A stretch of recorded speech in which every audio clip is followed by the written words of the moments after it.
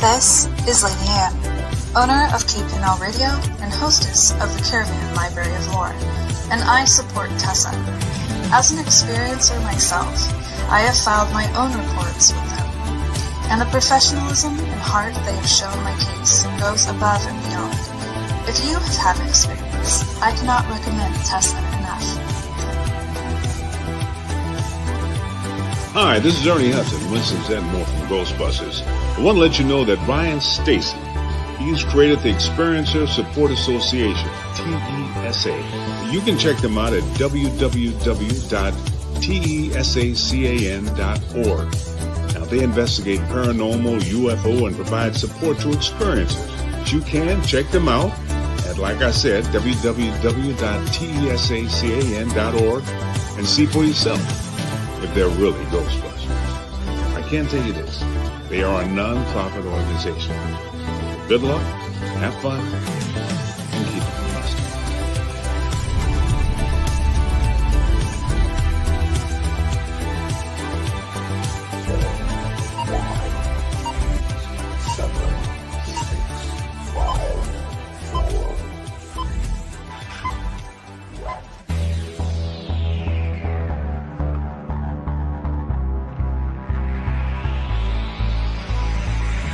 Good evening. You are listening to Beyond the Tinfoil Hat, a podcast by the Experiencer Support Association.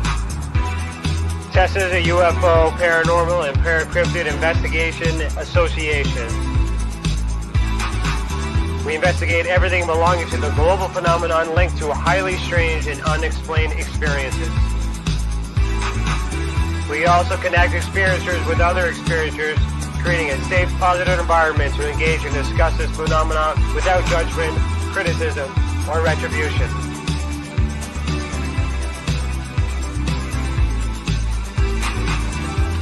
From the land of the white rolling sands on the southeasterly tip of Georgian Bay, to all of you listening around the world, as we simulcast live on KBNL Radio, we salute you. If you want to go back and listen to our previous episodes, go to youtube.com/the Experiencer Support Association. Do us a favor and hit that subscribe button and ring that bell to be instantly notified when we are live, not only for these episodes, but every single element Tessa has to offer. On our website, tessacan.org, we have something for everyone. We have support for experiencers, data for independent researchers, and places to advertise for professional partners.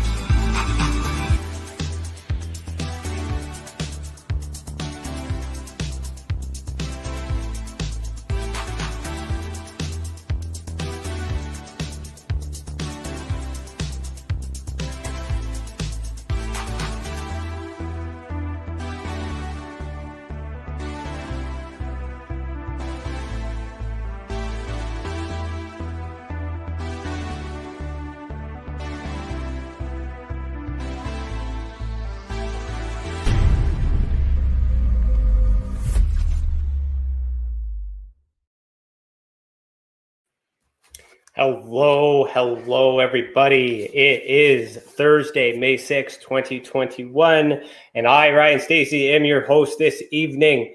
As you have noticed, we had fired Patreon. Patreon is gone.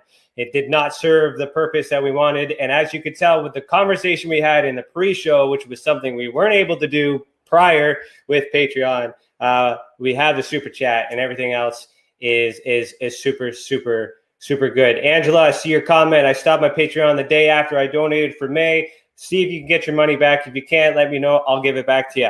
So, and thank you so much for being a member. So if you are a Patreon member, switch over to YouTube so we can have the super chat. You can subscribe, you can join, all that fun stuff. We'll talk about that later. So if you're watching this on the replay, remember to comment and let us know that you're here. All right, so let's get into it. Our guest for Season 3, Episode 15 is Jon Majerowski. He is back for some UFO updates, ufology updates. So basically, Jon has had his ear to the ground for a long time. I'm getting my news from his daily Twitter page, and I want to be briefed on all the stuff that's going on. So much stuff is happening. So it's so intense. Everything is developing. So we're going to do a special segment tonight where we're going to call it Beyond the Scoop, which is basically yeah, we're going to read the headlines that's been happening in the last 2 days and see if we can make sense of what's happening in the phenomenon today. John, for reminders, he is working in information security by day and searches for the truth by night. Jon Majerowski, via Phenomenology, Ufology, and Hermetic Mysteries, studies the connection between consciousness and UFOs. John is also a third-degree Master Mason, 32nd Scottish Rite Freemason, fourth grade Rosicrucian, Capitular Masonry in the Royal Archmasons, Cryptic Mason, from Royal and Select Masons, member of the Zenobia Shrine. And you can find him on Twitter at Jon Majerowski. And you can also find him on the most amazing name for a Masonic UFO group, UFOs on the Level. So I want to welcome back Jon Majerowski. How are you doing today, buddy? Thanks, brother. Good to see you. I'm doing well. I'm sick. I want to preface that a little bit. So it's lovely during the pandemic. I can still get some kind of cold, or I got COVID. Either way, I'm having fun. Let's not. Let's say you did. Let's say not. Or what's that expression? Let's not and say you did. Yeah. Let's not say I did. I don't know. The test hasn't come back yet, but it's all right. I'm not dead. Well, I appreciate because you let me know this morning, and I appreciate that you made it throughout the day and you're still here. So we'll get through this. Rock and roll, man. I'm going to be drinking the whole time. Just going to let you know. It's Grandpa's cough medicine. We're going to make it happen. That's all good, man. It's going to be great by the end of the show. So just before we get into it, we want to announce our winner for last month's draw and who wins a hat, not this hat. This hat is my hat, but a hat like this hat and this bumper sticker. I am an experiencer. Nice. John, who's the winner? Scarborough Sasquatch Station. Perfect. So Scarborough Sasquatch Station, you are the winner. Please contact us so we can get your contact information and we can send out these goodies. Thank you so much for participating in the draw. The draw for next month, this month is gone. We're going to bring the draws back in June in a special format, in an auction format, actually. So this month, which I'm calling Membership May, we want you guys to subscribe and join our YouTube channel membership because we have so much new content that we're going to give you guys as members. And you're going to see a preview of that in the trailer, in the commercials, and at the end if you stick around. So before we get into it, John, how are you? How have you been besides being sick? I've been doing really well, actually.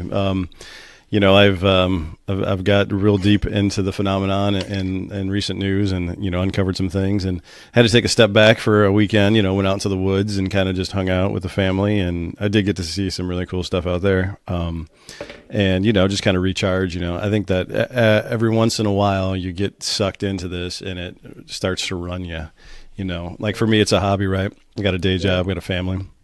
And for me, it's just a hobby, but sometimes it pulls you in and you got to kind of step back because it's just a little bit too much. But, we can bring that up and some of the things that, I've been uncovering and been in the news. It's just real heavy, but it's an exciting time. So you really don't want to kind of sleep on it right now, right? You kind of want to get into it and just keep digging. So I think that's what we're doing. I can appreciate that too. And that's where this episode is so unique and important because I've been busy too. I work as well, but I'm doing the investigations. I just prepared a report. I'm putting out our data and our research to put it in the mix of all this wave of things. And I missed some of these headlines that you shared with me. I can't believe I missed it. So the fact is that, we're working together, but we're doing things differently. And now we're coming together and it's going to be, by the end of tonight, it's going to be one whole well-rounded, everyone's going to be up to speed. Oh yeah, I hope. Yeah, I hope so too. So let's share my screen here. I think this is the best way that I can do this. I want to guys let you know that we are using the super chat for the first time tonight. I have no idea how to use it. But Chantel is moderating and I'm looking at the as you can see here when I share my screen, you will see that I'm looking at a really not so friendly chat feature here, but it's important, and we'll get through it. So I put these in chronological order. So I wanted to start with this first thing here because you gave me a bunch of American stuff, but Canada's got stuff going too. Well, to jump back into that, I must have been a couple weeks ago that wasn't there somebody who like basically cribbed from your work? I mean, I don't know if you want to talk about it, whatever, we don't have to, but basically I saw something and I was like, hey, and Ryan was like, you were like, yeah, man, I did that like 6 months ago. Here, I did the report. Here's all the files. Thanks for stealing my stuff and not giving me any credit. Is that right? Or am I wrong? No, you're right. Cause that's this fucking article. Okay. All right. I knew that's what it was. Okay, good. I'm glad we talked about it. So this article here basically, Canadian military documents, UFO sightings, intelligent reports reveal. It's written on April 12, 2021, by a journalist named Daniel Otis. So this is a well-written journalistic story or event about how the Canadian government is investigating UFOs and the approach and where that information comes from. You can check it out and find it on the page and whatnot too. But as he goes through and explains the process, what was interesting about it is he showed this document. So this document, he explains in this that he retrieved the document from the database that shows that documents were already requested. So what he didn't know is that I was the guy that released this document to the public in 2019. I showed Richard Dolan this. I showed Paul Helleriot. I had it all. I released it, but I didn't really have that much of a noise in the community that it really didn't go anywhere. Plus, COVID happened, and then the world went tits up. Yeah, right. So a bit of a piss off, but also a happy mistake because he found this independently, and he saw how important it was. And through him, as a journalist, he was able to break the story that I never could. Cool. So it's amazing. And all in the meanwhile, while he's doing that, I was building the report that we just released. Mm-hmm. I think yesterday. I want to say yesterday. Right. To be fair, though, I mean, not giving this guy props, but I mean, like he would have no idea that you were the guy who requested to get released, though, right? I mean, that's not available for him to understand, right? I mean, he wouldn't have been like he couldn't have pointed to the document and saw that you did it, though, right? I'm just saying. No, exactly. So he had because the way he retrieved it, he wouldn't have known. He just knew that the document had been requested by a Freedom of Information request, and he saw the significance of the document, and he wrote on it because nobody did. Now there is a story around why that took place. I am currently investigating leads to confirm that, and once I get the confirmation of that, I will be reporting on that, and I'll be pulling the rug out on some certain individuals to actually prove that they ghosted me for the last 2 years. So it's really cool that our worlds just collided, because now I had a conversation with him. He's giving me credit. He's getting his circulation. He's going around talking about his work. Good. But it's not about that. It's about getting the message out there. It's about getting that document out there because it came from. So for you guys to explain what this document means, that is, I'll go back to sharing the screen here, and I'll go back to that page. So what this document is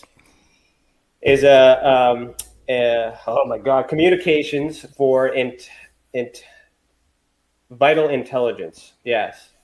It's a report basically that the 21 Squadron, Royal Canadian Air Force, had submitted in response to a UFO sighting that explained a bright light that chased an aircraft in Manitoba from point A to point B at the same altitude and speed when nothing was in the vicinity. And what this document proves is that the government investigated that. They dispatched heavily armed aircraft. I don't want to say it because it's in my report. I don't want to misquote it. And they provided this unclassified, and I have retrieved this unclassified document, which in terms he explains that they don't know what it is. Cool. So we'll get to that in the back end. So the next thing that I got here is I found that you sent me was former Senator Harry Reid thinks that Lockheed Martin may have UFO fragments. Yeah. So tell me what that means and the Well, significance of that.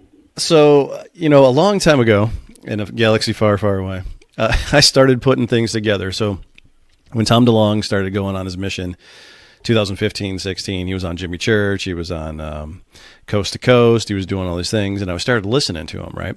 Because a lot of the things he was saying was kind of far out and it was kind of far-fetched. And then I just kind of followed his work because I'm like, well, you can say a bunch of stuff, but you can also have a bunch of disinformation agents just feeding you whatever, right? Like, hey, let's tell this guy because he's got a big mouth, he's a rock star, the people are going to listen to him. We'll just give him all this stuff and let him take everybody in a different direction. So a lot of the things he was saying, he was talking about Lockheed.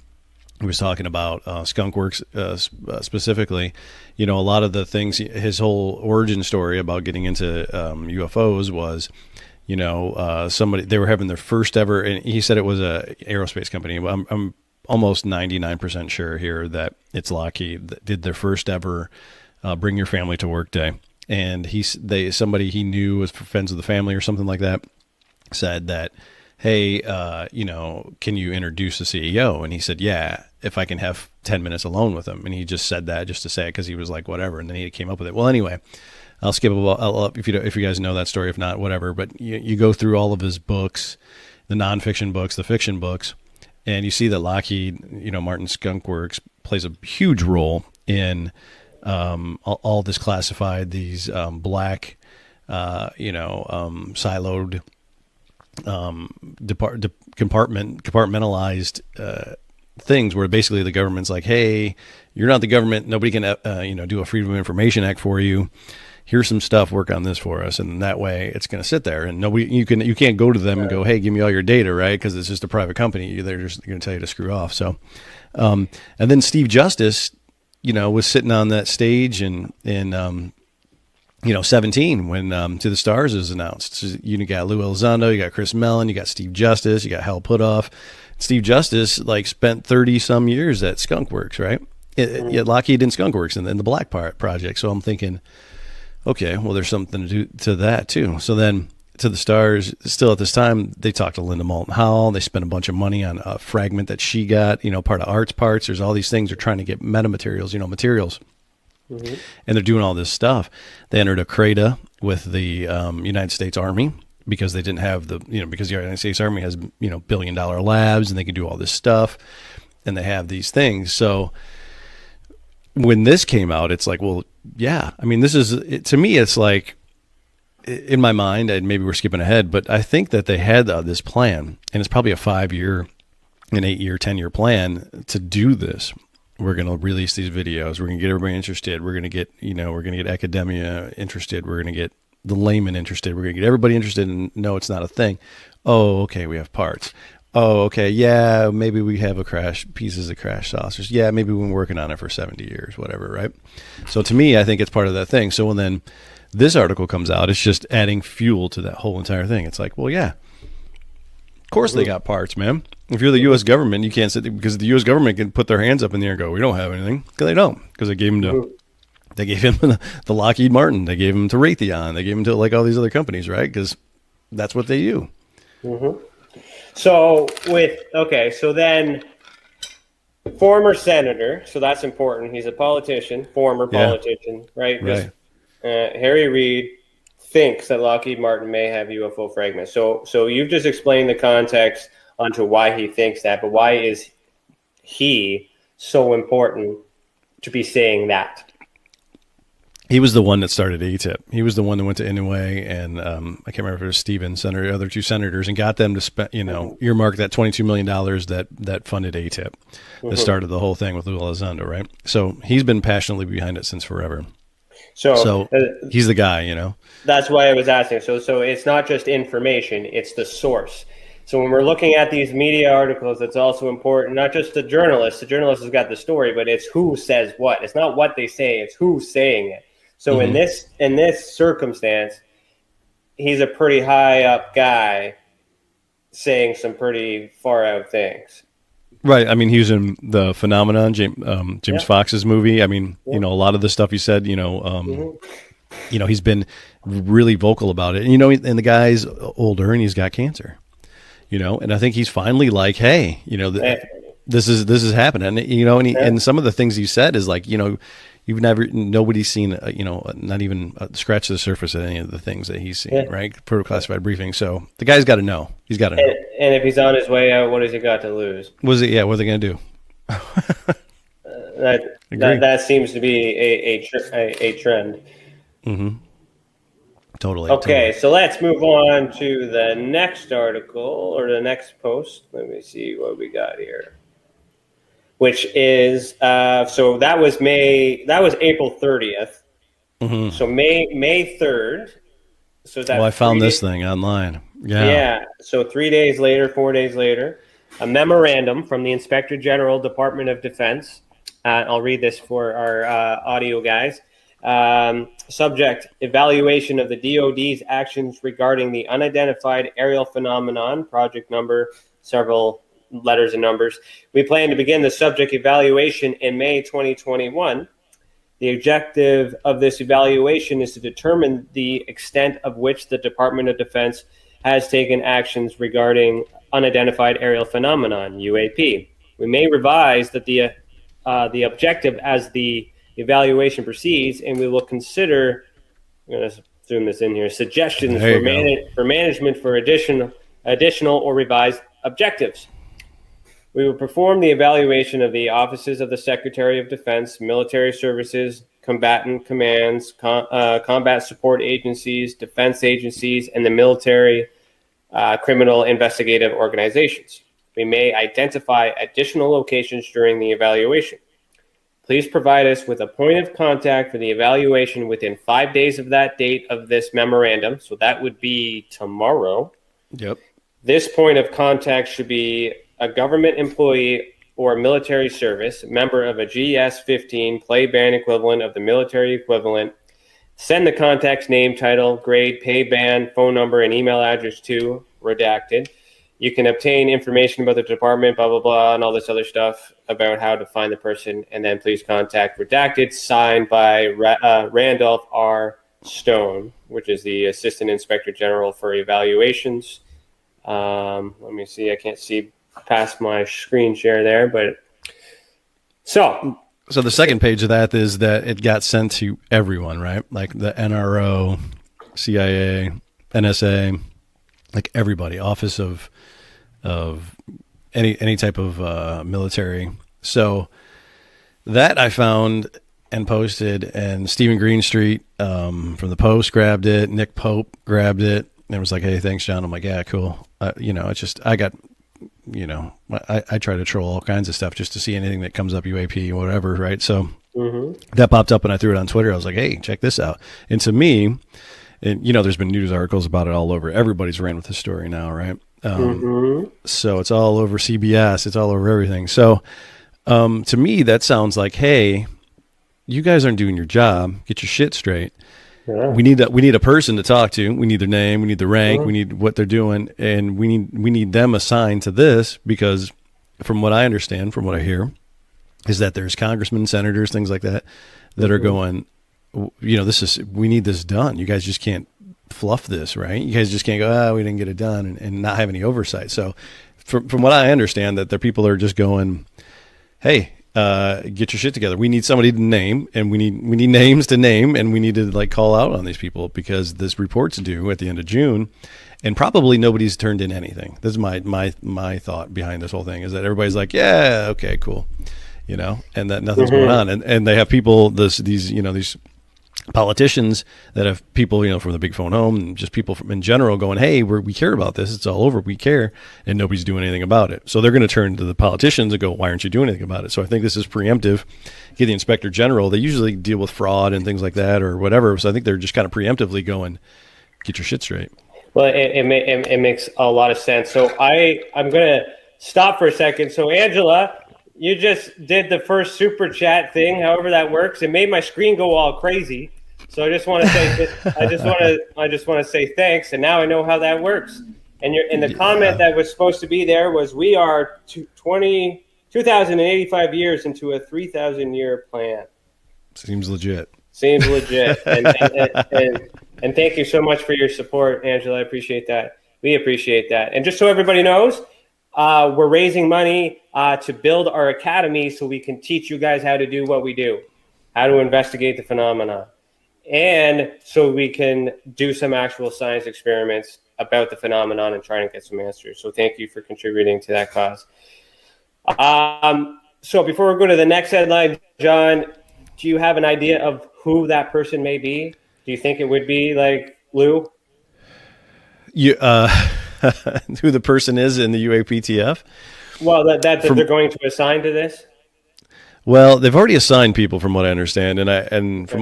From what I understand, it's a skeleton crew. Don't quote me on any of this, but from what I understand, it's not enough people to do the job that they've been tasked with. And the people that they've tasked the job with don't have the rank to pull for some of this information. And I don't know if any of these people are just, hey, guy number 7 and girl 14, you're in and have zero experience with the phenomenon at all, or if these people have had, previous experience with OSAP or ATIP or any of that stuff. So I don't know. I mean, it'd be a huge challenge for somebody to just walk in and just get assigned this and they have no idea what they're doing, let alone if they did know what they're doing and they're dealing with the skeleton staff. So, I don't know. I was going to say, for context, can you explain to our audience what document it is that we're speaking about in general that's coming on June 1st? Like what this is all about? Yeah, sorry. So June 1st, so in the COVID relief bill back in August in the United States, they put Marco Rubio, a senator from Florida, and I can't remember if it was Mark Warner or not, but somebody else co-sponsored a bill to say that there needs to be a investigation in an unexplained aerial phenomenon, and there needs to be a classified section to that, and an unclassified that's available to the American public by, it was 180 days from the beginning of the year or whatever. So that ended up being June, whatever. I don't know if 180 days is right. I'm sorry. But anyways, it's June. At the end of June, there has to be an unclassified report to the American people and a classified section of that report to Congress and the Senate of what's going on with this UAPTF, because the way they're spinning it here in America is that it's a threat. They don't know it's a threat, but it's over all of our military installations and exercises and all these things. So they have to investigate it, because if not, that's the way they're spinning it. So that report's coming out. Everybody's going, yay, that's going to be it. There's people trying to poo-poo it and say, don't get your hopes up. It's going to be kind of a whitewash thing. So I don't know. But everybody's excited about it. Well, for me, I needed to come out like yesterday, because there's work that I'm holding on to that I'm not doing, because it's possible that they might just reveal the truth around it. So I don't want to do all this work to have them be like, we released it, because as you can tell from me releasing the document a year ago, it went nowhere. Right. And then some journalist came along a year later. I don't have time to waste. I went through, a whole bunch of family therapy there to calm me down with how mad I was that I worked so hard and I got something so important that nobody seems to give a shit about. That's the thing though, man. I've Chris Mellon was on Joe Rogan, and he was like, we're gonna get to that. We're gonna get to that. It was it ties in the same thing. He was like, I released a video, and everybody was like, whatever. Yeah, no, I know. So I want to say, Kate, you just did a super sticker. I have no idea what that is, but thank you so much, because it's buzzing on my screen. This super chat's pretty super. This is cool. Yeah, it's rad. This is really cool. Thank you so much. All right, man, let's get on to the next article. This is one that I found, and I don't know if you heard about this. Bloomberg. I did see that. Okay, I did see that. Yeah. If the Pentagon takes UFOs seriously, so should markets. The possibility of alien life on Earth has implications for the entire human race, including investors. So this is May 4th, 8 a.m., so the next day. This article basically goes on and it talks about the finances. So did you read this one? Yeah. All right. So tell us what it's about and the significance of that, please. Well, I think a lot of it is, for me, the cool part, and there's two things of this. If you throw that back up, if you throw it back up and you look at the screen shot or the picture they use, it's terrible, because this happens, and this is what they're trying to get away with. Like, this is bullshit. Mm-hmm.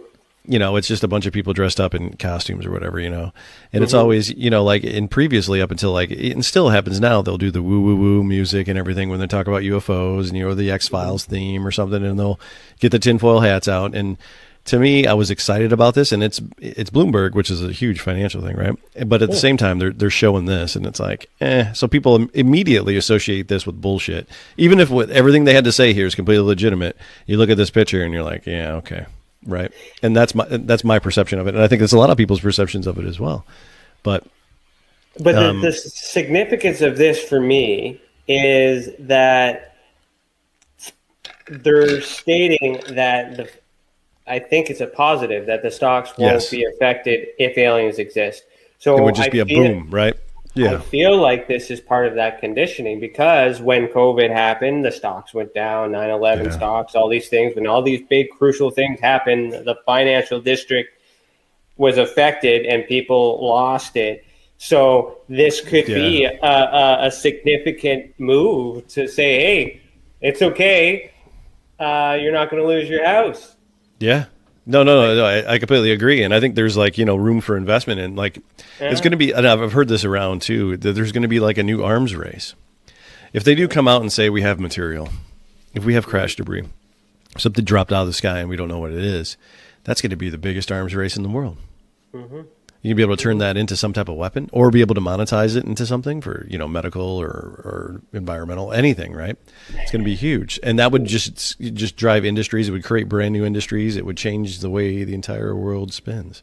I was having a conversation with someone who called me today. I won't mention his name because he was having a breakdown because the world was falling apart. But I was able to talk him down, and I'm hoping he's listening. But we were basically wanted to know what was going to happen if the report had come out. And I said, I had theorized 4 possible scenarios, and I'm interested to know your opinion on that too. So scenario 1 is we have nothing.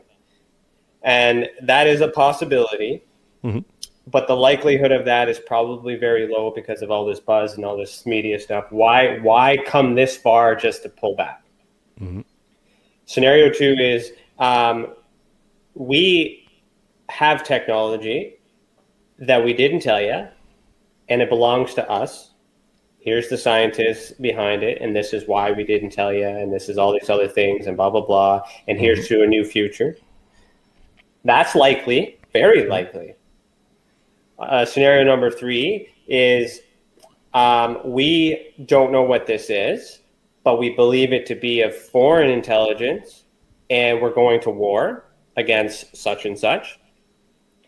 And then scenario number 4, which I think is the least likely, is aliens, or it comes from somewhere else, and nobody in the world knows what it is.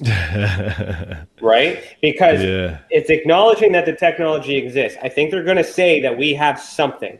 But what's important after that is the document needs to explain where it came from, how they found it, who has it, how it's stored, and what it means for everything. And if it's alien in origin and they have the answers to all that, then we can confirm that they're connected with someone who's connected to them. Because if they don't know, then it's a risk to global security. Mm-hmm. Yeah. Yeah, no, totally, man. I still go back to this, and I hate to be this guy, but it's kind of my training and my background, but this all could be a big ruse. Yeah. There could be a lot of it that's just pointing us into the direction where we're trying to focus our attention. We're focusing our attention here, and 4 steps down the line, there's some shit going on that they don't want us to pay attention to. Well, there's different factions. So this is the thing. Our UFO community is very small. The rest of the world is dealing with COVID. Mm-hmm. So COVID is still a thing that's very serious. We're focusing on this right now, but there's a lot of people that don't even know that this conversation is happening. They're just like, oh, aliens exist? Okay, cool. They're moving on, living their lives. So who's being distracted? Are they being distracted, or are we being distracted right now? Because there's also people, we're also the same type of people that that may say that COVID's a conspiracy. So like where, who's being herded right now. It could go either way. Yeah. Right. But if aliens do exist, that is when the rest of the world's going to be like, what? Which is why the financial district, all these measurements are being put into place ahead of time. We're conveniently locked down, so we just got to stay locked down a little bit further while we get used to our alien buddies coming in, or maybe the aliens are responsible for this sickness. There's so many explanations, which is why I need this document to come out so I can move on with the work that I got to do, because there's a lot of people that need help, and there's no sense in doing some stuff right now if they're going to blow the whistle on it. You know what I mean? Well, from an investigator point of view.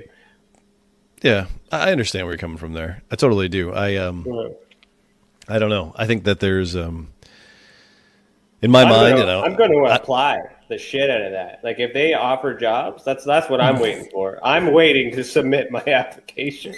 There was another thing that came on the news yesterday that I didn't send you, was that they're going to do the reserve. So the Army, like there's the Army Reserve in the U.S. and the Air Force. They're going to do that for the Space Force. They're going to have a Space Force Reserve. So you can do one weekend a month, Weekend warrior. I was a weekend warrior. For infantry. Okay, there you go. So they're going to do that again for the Space Force. So, I mean, and if it goes back, and I hate to keep pumping on DeLong, but, DeLong, one of the things he said that early on, and he said it a lot, and then he stopped saying it. He's like, if everybody knew in the world what was going on, like right now, everybody gets out of college and you got a mathematics degree and you're an engineer, you're going to go work for SpaceX, you're going to work for Tesla, you're going to work for Apple, right? Nobody wants to go to work for NASA. Nobody wants to go to work for any of these government things in the U.S.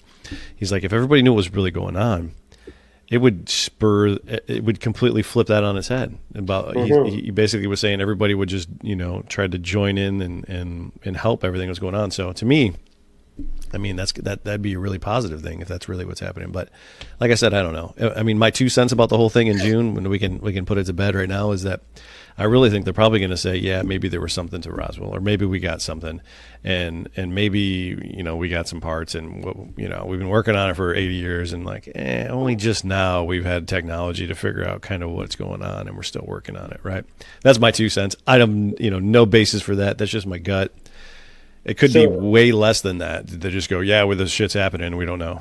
Kate from the audience has just asked if you were going to join. I'm too old. I tried. I can't, man. I'm over 40, man. I think the 35 is the top off, I think, for any time. Well, I turned 35 in like a month. So you're still good. I'm still good. I am still good. Yeah. No, I would if I could, man. I honestly, I was looking at some of the jobs, even as a contractor. I was like, well, maybe I can work as a contractor, doing information security or something like that. But yeah, man, I don't know. Well, that's easy. I'm a Canadian, so like me, I'd have to rep Canada, right? Yeah. Who's that guy on Stargate Atlantis? I can't remember. The Canadian. He was like I forget his name. Scientist, though. He was important because he was Canadian, right? He just made a really good thing. I can't remember. I feel bad. Okay, moving on. Yeah. This is fun. Are you guys having fun with this segment? Let me know in the comments.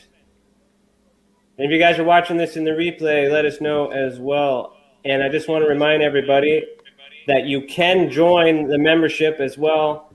And we're going to put out some bonus content soon. So this thing I searched in New York Post. It said a security camera in Florida captured mysterious flying orbs. It had a quick little video, so I wanted to share that. Oh, yeah, I haven't seen this yet. I just saw it for the first time today, so I just thought, okay, well, what the hell is this? Hey, look, Bob Ross. Yeah.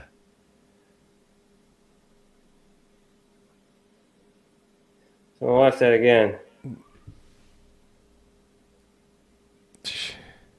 So what do you think that is? Killer mosquito. It's Florida. Yeah, it starts off over the side here, which is interesting, and then they move.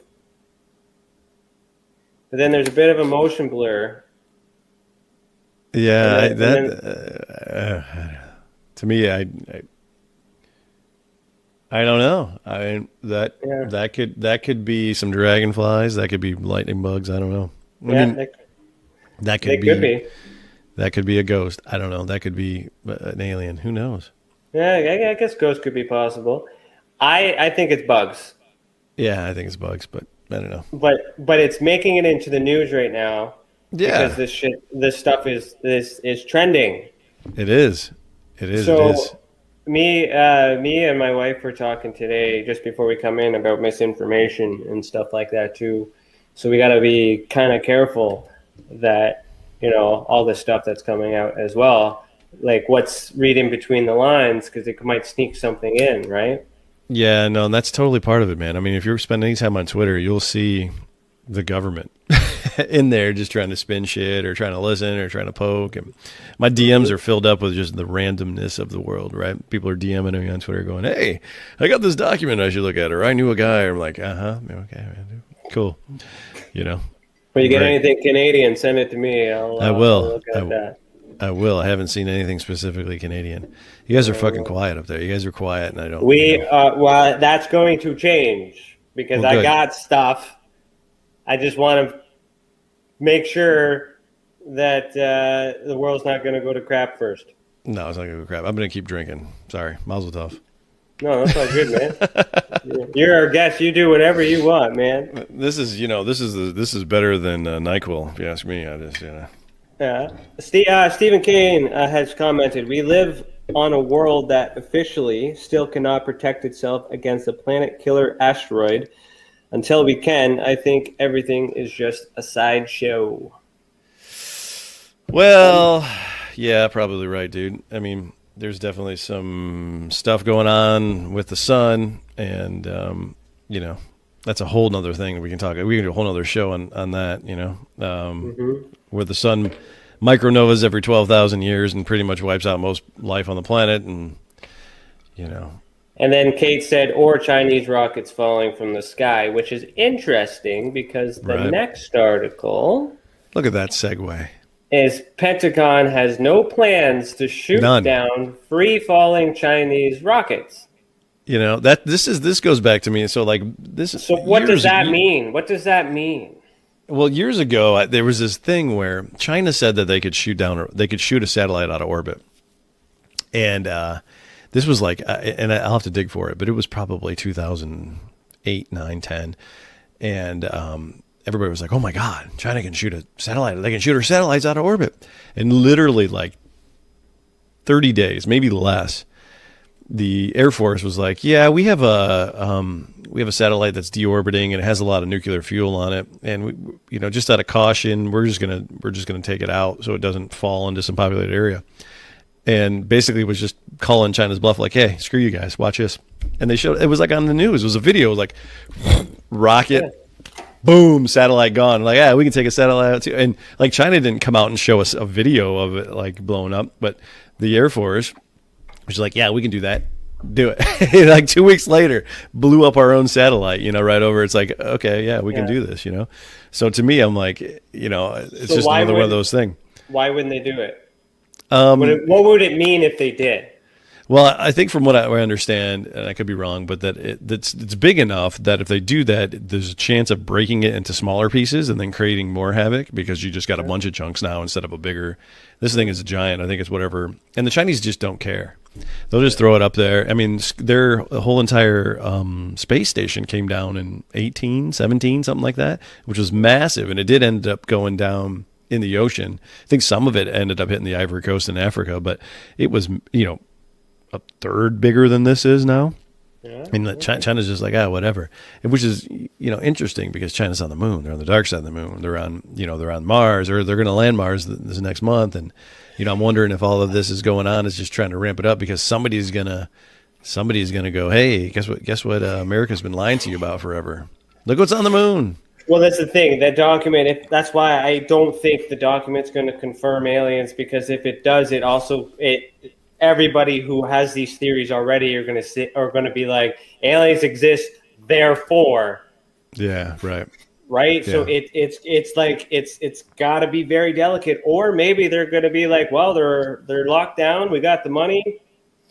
Let's keep them locked down until they figure it out. Why not? You know, it just like a bad band or a Band-Aid, just rip it right off and be like, boom, aliens. I really think that we give them way more credit than they deserve. Really, I think that we got they got this master plan, and I think it's just a bunch of people going. Well, what do you think we're gonna do? Okay. Yeah. So the reality is, if there is a plan, the aliens have to be involved in it. Unless the aliens are independent and don't affiliate with us humans, then if they wanted us, they would just show up whenever the hell they want.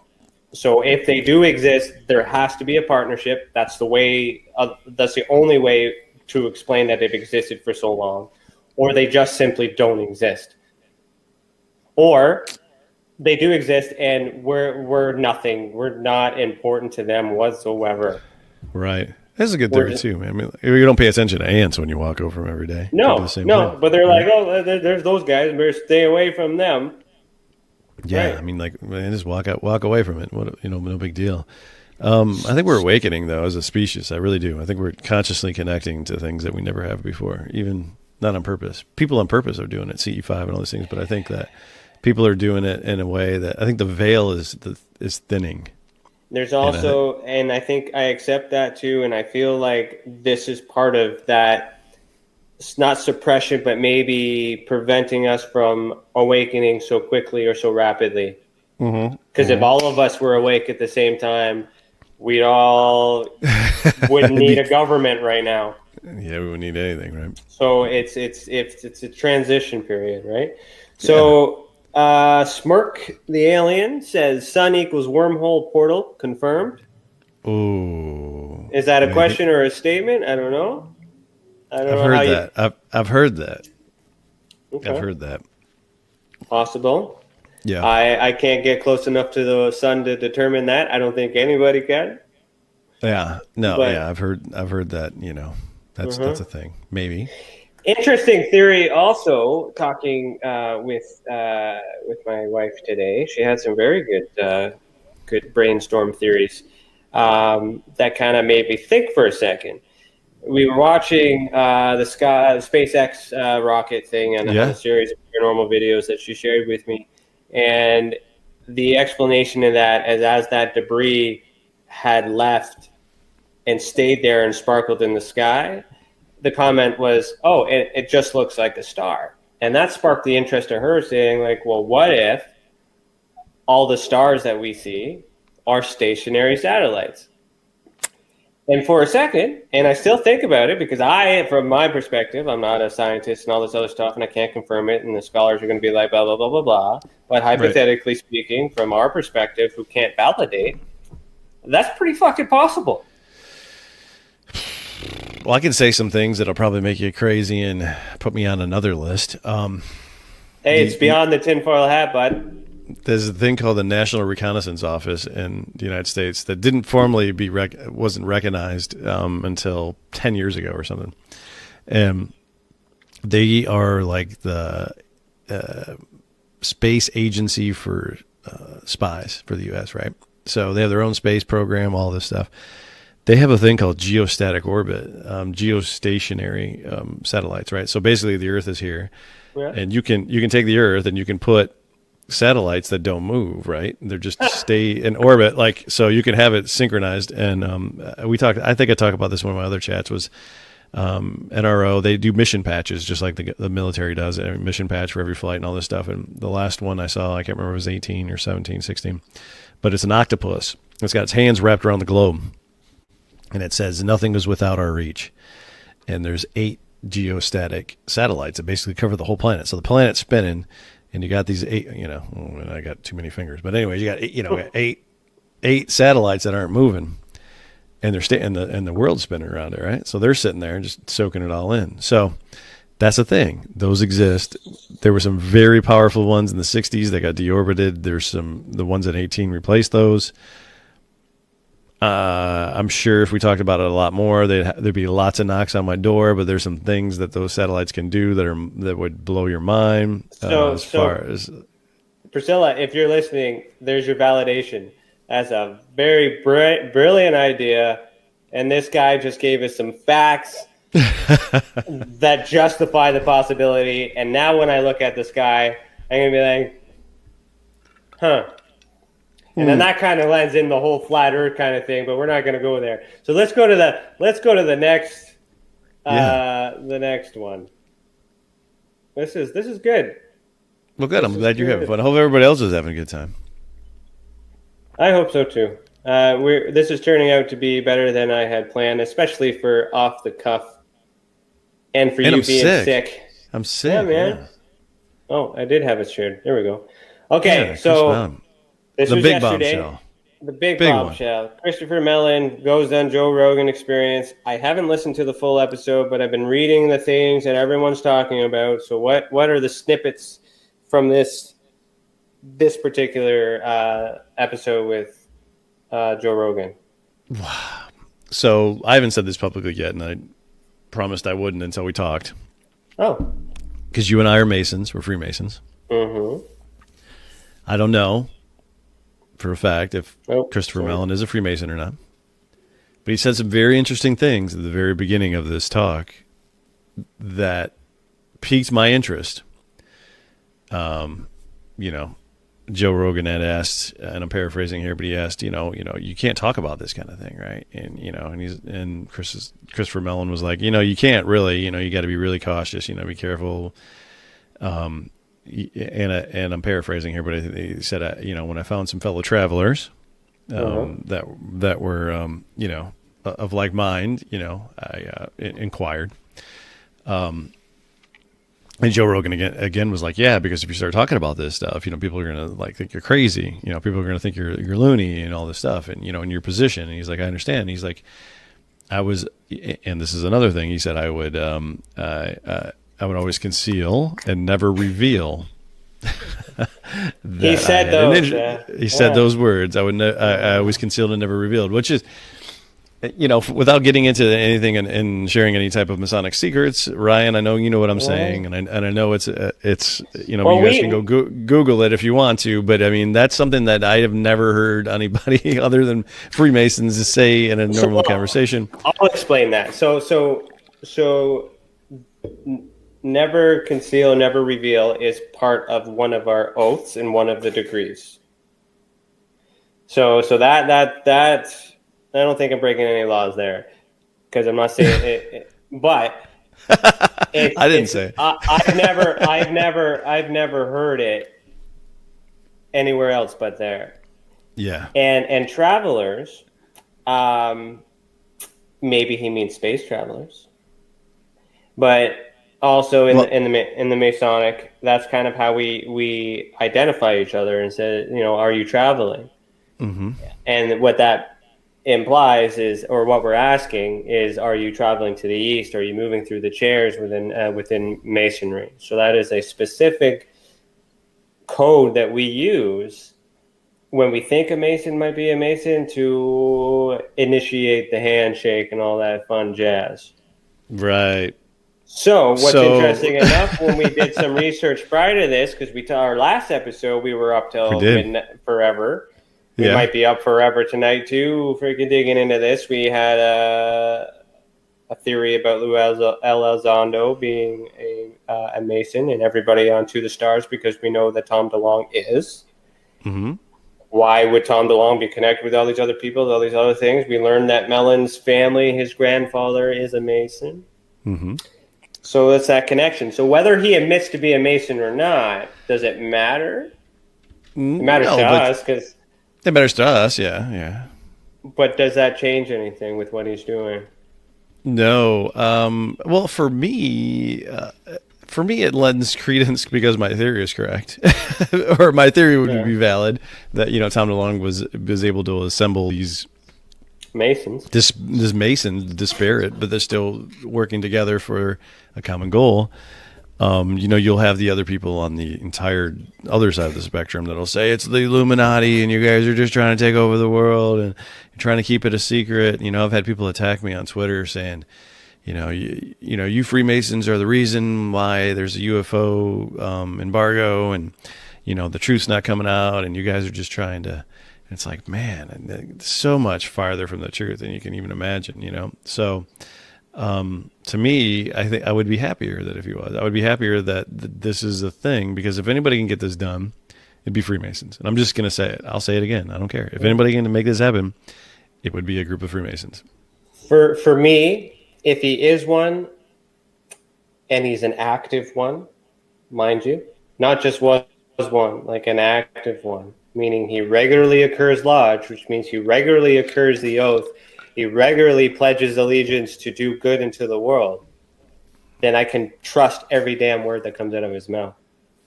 Right. But COVID sucks. I mean, you got to give him a little bit of credit. But if you know what I mean? But yeah, I mean, I haven't been to my home lodge in a while because I'm like, I don't want to show up with this cold and accidentally think and kill 10% of my lodge because, everybody's like 70 or 80. That'd be 90% of my lodge. I think I'm the only youth in there. Yeah, right. I just want to show up and kill everybody because, hey, good to see you. Everybody's gone. The lodge is done. Is there anything else about that? No, that whole want to share? That thing is amazing. If you guys haven't watched that yet, go watch that. I think that Joe Rogan's done some really, really steadfast things. I mean, he had Bob Lazar. He's had Travis Walton. He's gone through the whole thing. This is not like the number one podcast in the world, is it not? I think it is. Yeah, it is the number one podcast in the world, right? Totally. Yeah. So you have people that have no idea about any of this shit. Listen to this. Mm-hmm. Totally. And so that's a huge thing, right? Do you think Joe Rogan picked up on the Traveler like we did? Like, is he, or over his head? Like, is he a Mason as well? You think he's got? I don't think so. I don't think so. I could be wrong, but I don't think so. I could be wrong, but somebody asked me that as well. Do you think Joe Rogan's a Mason? Like, I don't think Joe Rogan's a Freemason, but because if he was, he wouldn't have treated Tom DeLonge the way he did when he was on his show. Okay, true. And for those listening, what Masonry do is we take good people and we make them better. And I say people because women can be Masons as well. Just so you know, there's rules for that. So this other thing that you put in, mushrooms on Mars. Scientists claim to have found evidence of fungi on the red planet, or they just rock formations. Researchers studied photos of the Martian surface taken by rovers and orbiters. They say they are repeating and changing patterns of dark patches. They also saw evidence of circular blobs that appear and grew in a few days. These are evidence of fungi, mold, lichens, algae, and similar species. The authors say it would be surprising if there wasn't life on the Martian surface. Yeah, this is kind of an old one. Bruce Fenton, who's done a lot of work. He's on UFO Twitter. He's got a lot of books and documentaries. Saw this years ago. It came out. It's been out there, and it was just basically NASA's the only one that's poo-pooing this whole thing. NASA still is saying, we don't know, but all the other space agencies and everybody else is saying, yeah, this is what this is. I mean, if you look at the video evidence of it, it's what it is. I was joking around today on Twitter, and I was like, who's going to be the first one to eat them? Yeah. Bring them back. I'll eat them. Let's see what happens. Let's do a video. Let's do a video. Let's record it for science.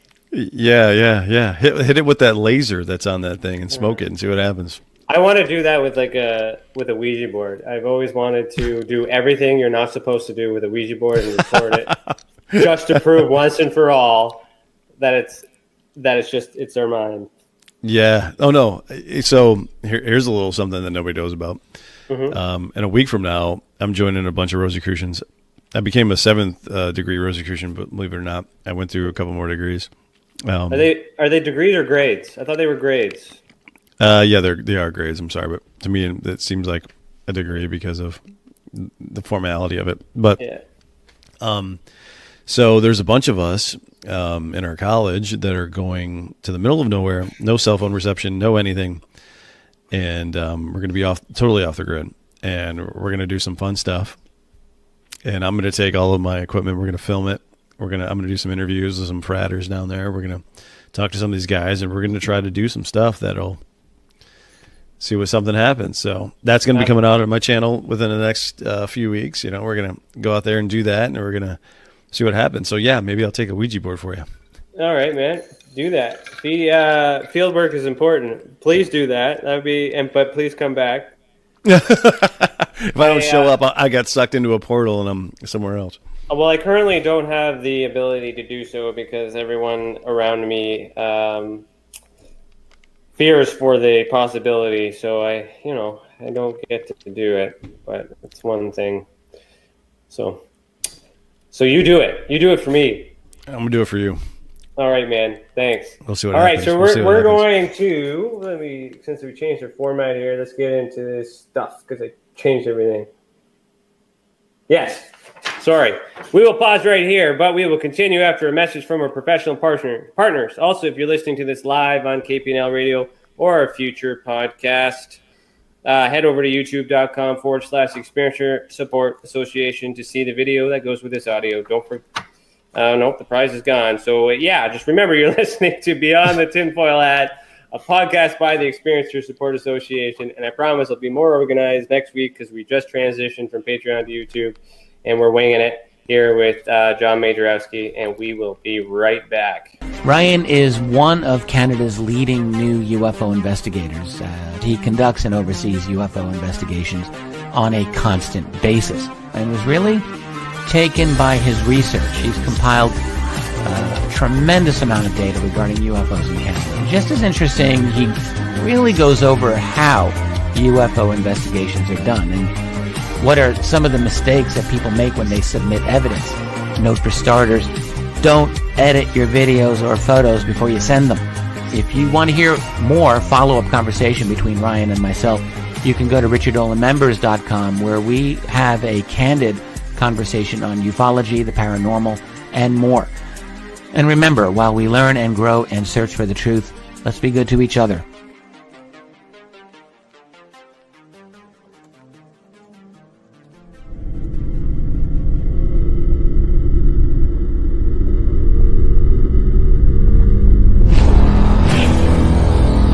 The same thing that draws aliens to our planet is the same thing that draws us to others.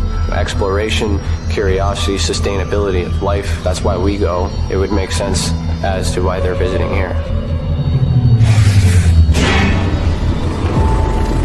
Travis! Quit playing around, man. Get back here. Travis! The last thing I remember was this numbing shock. Stunning sort of a feeling. Very powerful. Get away from me! I was just out of my mind with fear, just screaming the whole time. It's been theorized that aliens prefer remote areas because they don't want to attract attention. Whatever it is that they're doing, they would want to do that in a less populated area. There are multiple accounts of the same thing from people from all over the world.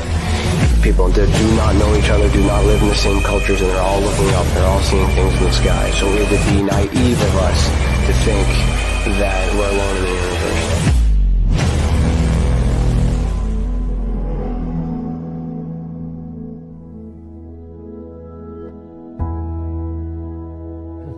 My mission is to assist and help those experiencing this phenomenon in such a way that they're able to continue and live with it.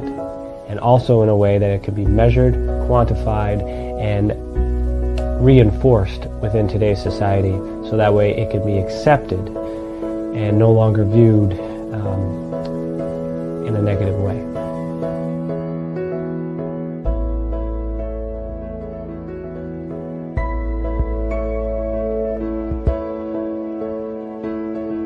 One thing that I do value in people is the ability to sense and feel when something is right and when something is wrong.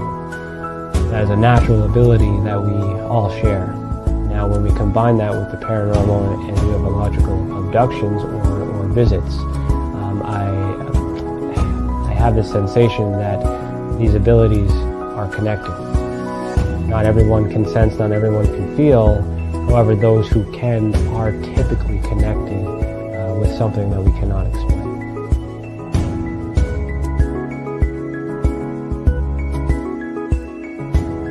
And part of my research It's not just to investigate the experience, but it's also to understand and study the experiencer, to find out what they have in common with other experiencers, to try to figure out what the actual makeup is in order to be on that spectrum.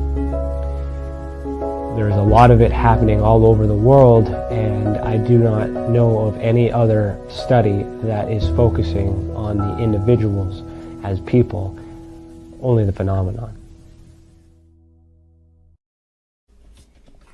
All right. Welcome back. You are listening to Beyond the Tinfoil Hat. If you're enjoying this episode so far, please consider being a member of our channel and send us a super chat. So now I know what that means. So thank you, Kate. Thank you, Angela, for that.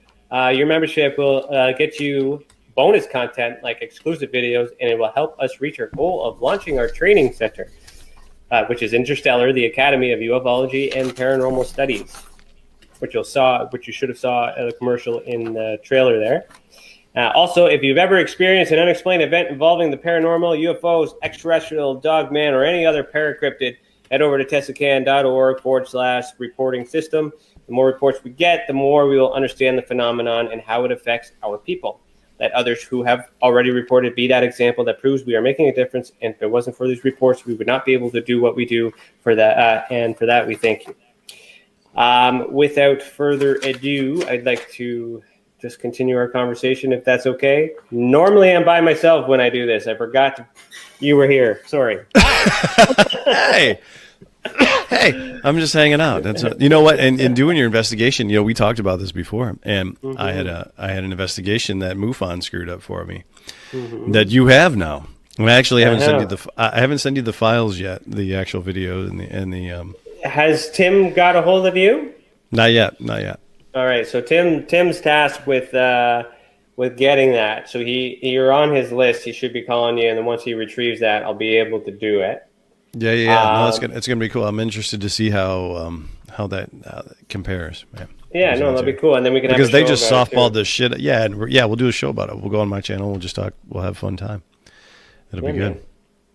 I owe you 2 shows. Keeping track. It's all right, brother. Whatever you need, man. No, it's all good, man. All right, so let's move into the next thing. So this was good. That was a good hour. We still got 1, 2, 3, 4, 5. We still got a few more tabs left. I've been told I need a pop-up blocker. Whenever I find one, this is my first time, man. Hey, I'm just busting your balls. Oh, we already did this one. Skip that one. All right, so the next one. Come on now. Oh. Military response to UFO subjects on the latest Pentagon Inspector General investigation. So that was written May 5th, so yesterday, a little later in the afternoon. So what's significant about that, and how's that different from what we've already been chatting about? Well, I think all they did is, Susan Go or however you want to pronounce her name, is the Pentagon spokesperson who is, I don't know what she's doing. Sometimes she's like, when Jeremy Corbell released the last videos and back to back with George Knapp on the 3 photos that came up, it was 48 hours later she came back and was like, "Yep, these are unclassified. Yes, these were taken by U.S. military. Yeah, we don't know where they are." She's the same one that said Lou Elizondo has had no. He was not part of ATIP. He didn't have any, supervisor experience and all this stuff. So I don't know. For what this is saying is, we're investigating it. All they're saying is no comment on that. So because everybody's hitting them up, like we were talking about, we get the whole press, the whole world press now is it's a hot ticket. So everybody's going, hey, what's going on? And I really believe in the background, there's nobody going, hey, you have to say this, you have to say that. I think it's kind of like ad hoc, or there's a loose parameter. But I really think that there's they're trying to manage the message completely. Interesting. It's not on one of the things we saw, but I remember seeing it. I think yesterday somewhere. Henry Reid had produced a document that confirmed that Elizondo had worked in ATIP. He wrote that as a memo. Like he wrote a memo now on his letterhead now. So he's a former senator. He's not a senator anymore. So basically, he wrote that letter saying, yeah, he was there. So that kind of helps with that if you trust the credibility of him. Right. So there's that, and I'm really cynical, man, and I'm looking at it from both sides. I'm thinking, what if the government really wanted to just put Luis Elizondo out there as the guy that everybody wants to say, yeah, he's fighting for the UFO people, he wants to get it out there, but what if he's just a stooge? I mean, what if he's the government? What if he's in the government still, and he's just the guy trying to point us in a direction where we don't need to go? Well, that's a possibility too. But the message, I've listened to a couple things that he's talked about and things, and his first thing he always does is he takes himself off that pedestal and says, and puts it back on the person that's interviewing him. He's a very humble person when he starts with that. If that's part of his narrative, that's part of his thing. He's doing that every time, that he wants to make sure that everyone is viewing him on a friendly basis. So, because he's government and people don't trust the government, so his strategy is to regain trust to the government. Whether or not the government is going to screw us after this or not, that's yet to be determined. But it's already evident we don't trust the government. So he's just kind of being that PR guy saying, thank you, we believe you, you were right all along, thank you for your service. Why? We're probably all going to be out of a jobs June 1st. Us investigators, researchers, unless there's a reason to investigate what they're saying, if we find deception and all that other stuff, which is also what I'll be waiting for, because once this document comes out, it will be the first American document that I dissect. Why? Because it affects the entire world. Canada is part of the world, just so you know. I mean, in my mind, and I could be completely wrong, but is this true or not? Do you think Canada and the U.S. are just like this, like on the whole thing? Well, are you familiar with the Five Eyes? Yeah, I know. Yeah, the Five Eyes. So you got Canada, you got England, you got U.S. You got what is the rest of them? New Zealand, and Australia. Yeah. So there's some sort of ban, and there's no borders with UFOs. Right. But I'm talking about like the blockade of information, because Canada doesn't say shit. USA leaks stuff out to people and does all this stuff. Australia, that document that I retrieved, that service document, that document only exists because the Canadian government has to fill that out to send to the U.S. That document is Canada communicating to the U.S. about the UFO subject. Wow. So, yes, we are like that. And yes, we have stuff too. And I have evidence that proves that Canada is giving information to the States, and that the States is controlling what happens here, which is why it's suppressed here. But they're not. And I have also information that could very well prove that the government is filtering it to a particular organization that then, I'm speaking in code here because I don't have my facts to confirm before I ruin a reputation here, but that is part of a disinformation program. I'm waiting on a credible source before I blow that story. Right. Like I said, with the document coming out, it's quite possible that they just might fess up and say, and then everybody's done, and then there's no need for me to ruin someone else's life because the government's going to do it anyways. And I don't have that on. That's why I'm not touching it, because I don't want that on my conscience. But if that doesn't come out, you will learn a lot about how the Canada government works in ufology, because I know things, man. And it doesn't add up. But right now I need American allies, because obviously I'm famous in US. Nothing in Canada, because nobody else is doing this. You know another Canadian? Grant Cameron. Yeah, but he's not doing sightings anymore. No. He's doing non-local consciousness. He's on the consciousness stuff. Literally, that's the only other Canadian dude I know. Literally. That's it. Okay. Literally. Okay, Wait a minute. so- Dave Scott's a Canadian, I think. Yes, but he's a journalist. Yeah. He's not an investigator. Yeah. Right? Journalist. So that's my point. The reason Dave's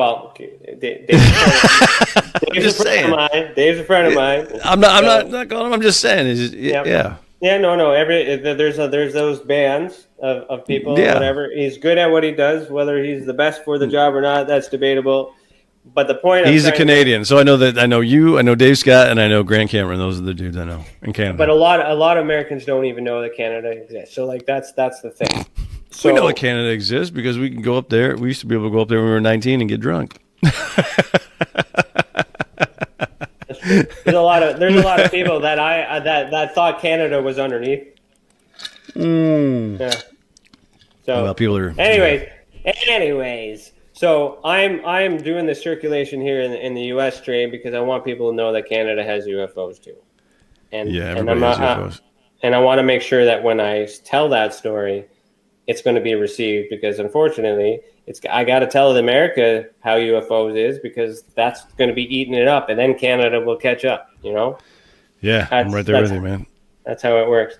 Angela had mentioned Victor Viggiani. Yes, Victor Viggiani is a Canadian as well that is active on the disclosure movement as well, and I've met Victor several times, so thanks for mentioning him. And there's a bunch in Quebec all over the place. But I'm not the French guys. I don't speak French. Anyway, I don't speak French either. Okay, so let's move on here. So am I still sharing my screen? No. Yeah, you're the boss. You can do what you want. The next guy, this thing. Oh wow, yeah, this popped out today or yesterday? Today? What's the date on that? No, yesterday. We haven't got to today yet. Last night. No, 3:58. So Angels and Airwaves. Project Dreamland is a go. I saw this for the first time today when you shared this with me. Yeah. Confidential document. Redacted. Like, is this a new album from Angels and Airwaves? Yeah, that album should be out like now. From what I understand, that album should be out like very, very, very soon. And if you go to this link, if you go to angelsandairwaves.com, it goes to that. It gives you that emblem right there, and it wants all of your information. Like, right there. Yep. It wants you to sign up and subscribe to something, right? And did you do that? Yeah. Because that symbol is also reminiscent of the Secret Machines book. The Chasing Shadows books. If you take off the dust jacket on the Chasing Shadows books, there's something that's really close to that. Has a bunch of other things written around it. But if you go back to the other page, the redacted page. It's okay. The redacted page of that is all blacked out, and it says only 50. It seems like some kind of contest or something. Dreamland, we know, was Area 51. I can't remember the other the content in there, but basically what it's saying is, I think it's kind of a drawing or something where you have 50 people to get in there, or first listen on the album or something like that. But I think that's probably, I don't know if that's cover art as part of the whole thing. Tom DeLonge's not an idiot. Everybody puts him in that category, but he really did a huge thing on social media when it was really young. I mean, he had a bunch of companies that he sold. He still manages Nine Inch Nails, Pearl Jam's web presence and their merch and all that stuff. He found a way to do that. He created a company called Mod Life that does that. That takes bands, and bands were getting pretty screwed by record labels, and the only way they'd make money was like touring and merchandise sales and all this stuff. So he created a company that did these exclusives and limited edition and autograph stuff and all that stuff, and he made really good money, and he still has a company doing that for some huge bands. So he kind of knows what's going on, and I think this is one of those things where it's like, hey, let's get everybody hyped up about the new album. And from what he said before, from his tweets and his Instagram, was that this is gonna, there's gonna be a film with this album and all this other stuff. So, and he's always been very coded with his lyrics because he's a Mason as well. But maybe he's gonna leak what he knows in some of the lyrics. Maybe. Yeah, I mean, if you ever listen to the lyrics of the Secret Machines EP. He did after the first Secret Machines book came out. Lots of stuff in there. Yeah, I'm not quite sure. I'd have to remember. Yeah, Overload and a bunch of other stuff. And yeah, it's really telling. What I'm noticing here in the symbolism is that this is not the male that we normally see. This appears to be a female by the shape of the body and the head. And we also have the feminism sign, the inverted triangle. And around the circle. So what's the significance of that? Because we've always seen this symbol with a male. It's called the Vitruvian man, right? Is that how you pronounce it? Vitruvian? Yeah. So I think this goes back to the divine feminine. This goes back to the lady, the white lady, the white buffalo calf woman, the Scott Walter, and you guys talked about it a little bit, you know? Yeah. Yeah. You watched that? Right on, man. Yeah, I watched that. Scott Walters, I mean, that was cool, man. That was really awesome. Sorry I blew you up in the chat, but I was like, Scott Walter, I got all these questions for you. No. Oh, yeah. That was you. Yeah, I remember that. That was good times. Yeah, Scott Walter's he's a Mason. He's a Knights Templar. He gets it, you know? So, no, I really think there's that whole thing coming back, man. I think the divine feminine's coming back. I think that ladies are going to rule. I think that they should. I think it's all part of it, and I think it's happening. It's very possible, and there's nothing wrong with that too. And you know what? Man has been at the helm for how long? Too long. So I'm not opposed to someone else, a different perspective, and if it makes everything better, then we're good to go, right? Yeah. And like you said, it's the way it used to be. So on the Scott Walter part. Yeah, Scott Walter. Has anything new dropped about Holden? I haven't. It's been quiet, conspicuously quiet, shall I say. Okay. There's not a lot of new information. Does he exist? Is Holden Lou Elizondo? Wow, there's a good theory. Yeah, you never connected that before? I always thought Holden was Lou.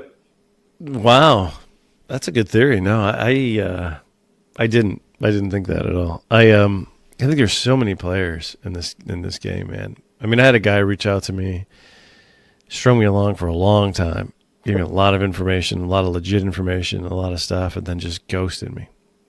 Yeah. And it was really bizarre, and I'm like, what is this dude doing? And I'm thinking that that's all that disinfo, or maybe it's legit. I don't know, but Chantel dropping some Canadian dollars on there for you. Thanks for the super sticker, Chantel. Yeah, there's a lot of weird stuff going on. That's cool. A question, because Nicholas, I thought that said Cage for a second. I almost was like, what? No, Nicholas Cole. Says, name one bad thing man has done since they've been in charge, with a wink face. So I have a question before you answer that. What year was America founded? Oh, like officially? Well, George Washington, whenever the Constitution and all that other crap. 1776? Okay, so it's been that long. since there's been problems. Yeah, right. 1776. Washington was a Mason, and so was our guy too. What is he? John A. Macdonald. He was a Mason too. Founding fathers. Was he? Yep. But so was Philip, Prince Philip. Yes, who has passed. Mm-hmm. Yes. Yeah. And I didn't see. I really wanted to, and then I just quit caring. But they wouldn't have broadcast it anyway if they did Masonic rites. They had to have done Masonic rites. I mean, but I don't know how that works with the monarchy. I mean, not that I talk ill of it, but if there was going to be a Masonic funeral of the Masonic funerals, that would be it. Be a fly in the room. That would be the ultimate. Right. So whoever got to experience that, as sad as that environment would have been, it would have been amazing. That would have been also a very beautiful and symbolic event. Yeah, totally. It totally would have been. It would The have been. aliens would have showed up for that. They would have been there. Okay, Sure. Let's move on to the next guy. Oh, I can't. Oh. You shared this with me. There may be anecdotal information that indicates perhaps the U.S. government was involved even before that, quotations, Roswell 1947, in purported recovery type activities. And that was said by Lou Elizondo, and I can't see the bottom there exactly, on a dossier written April 27, 2021. So what's the significance of that? I'm pretty sure James from Engaging the Phenomenon made that meme or the quote there, and James is amazing. Significant of that is that everybody thinks of Roswell as the thing, like, oh, and 47 was the first time something crashed. But if you look historically, going back to the 30s and even before that, there's been cases in the 1800s, down in Texas, things like that there's been crashes and retrievals and things. Cape Girardeau, I think. There's been multiple. St. Augustine in New Mexico, and I think it was 46, 45, something like that, maybe 47 even early on. But that there was multiple crashes and retrievals way before Roswell. Everybody thinks that Roswell, because it's 47, is forever ago, that was it. Yeah. But there's anecdotal evidence that has been going on since the 1800s. I think Roswell was just the first one that everyone knew about it. Right. They made the press and then how that went. Yeah, right. Yeah. So they may have been covering it up for, forever. Since the Knights Templar. Oh, yeah, before then. Time in memoriam. All right, so the next thing you had, this is a video. Is there any particular spot in the video you wanted to share, or? Well, this is a video that Chris Mellon put out before the Rogan interview came out. Okay. So this is a video that, and Chris Mellon doesn't just jump on everybody's podcast and do videos, right? So he jumped on this guy who's ex-military, ex-Air Force pilot. I don't know if he's NASA or not. I think he's ex-NASA. He might be. It says former deputy. Oh, no, that's him. Yeah. But he did say some things about some of the things he's seen that were classified. Okay. So he's a space station commander, shuttle pilot. Okay. So yeah, this guy's been in space. He knows what's going on, and Chris Mellon decided to talk to him on his podcast. Good for him. Good that this guy's got a podcast. But, Chris was saying something about, he did see a video that the pilots, you could tell they were scared to death that whatever was happening came between two F-18s or whatever they were flying in, like right between them, like so close that it was like could have nailed them. And that's something that he had seen that's still classified, that's not out there, and Christopher Mellon's also said, in the Rogan podcast, and I think he said it here too, is like, well, you've unclassified the go fast, the gimbal, and the other video that I can't think of the name of right now. Release the rest of them. Those videos are way longer. And, Lou said that, and it's been alluded to for a couple of years now, but Chris Mellon's just putting it out there. Like, the rest of that video, you should see, there's a fleet of them off to the side. And you can hear the pilot say that, hey, look, there's a fleet of them on the ASA. And he's like, there's a fleet of them in like a V formation that are right there, next to the gimbal thing. And Chris Mellon's calling it out and saying, the video is way longer. And you should, and it's unclassified, release the rest of it.